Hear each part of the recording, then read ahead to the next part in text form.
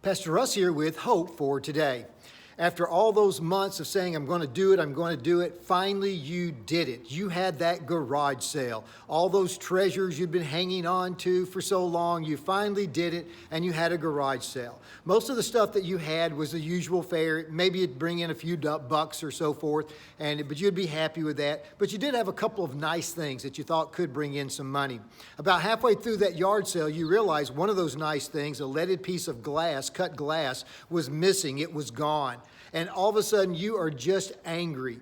You are just really, really mad. And you're sitting there thinking, this makes me so mad. And you just think, how could somebody do this? And as you're kind of going through that anger stage, after a minute or two, you kind of just get a grip on yourself and you just say to God, God, just let me have your attitude towards this. Maybe this person, maybe they needed it more than I did. And you kind of felt a peace letting it go. Years later, a stranger knocks on your door. You open the door and he says, you may not remember this, but years ago you had a rummage sale and I stole a piece of cut glass from you.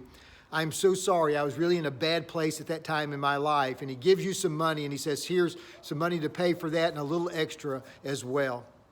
I want you to know this, nothing escapes God's sight and that he will work all things out for his glory. Now that doesn't mean it's always going to happen on this earth. It may happen as we stand before him to give an account of our lives. Most of you are probably familiar with the story when God said that the city of Gomorrah was so evil, so wicked that he was going to destroy the city. And Abraham interceded for the city. He said, God, if there's 50 righteous people in that city, would you spare it? And he keeps bargaining with God till he gets it all the way down to 10. But in the middle of that conversation with God, in Genesis 18:25, God simply says this to Abraham, will not the judge of all the earth do right?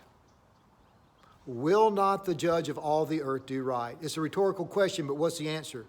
Yes. Yes, the judge of all the earth, God himself, will do right. And when that comes again, we don't know. It may be here on this earth. We'd love to see it that way, but that's not always true. It may be when you and I stand before the judgment seat of God. I just want you to take away today, if there's someone who's wronged you, something you're holding on to your heart, give that up. It's not worth it. And always remember this, God will one day make all things right.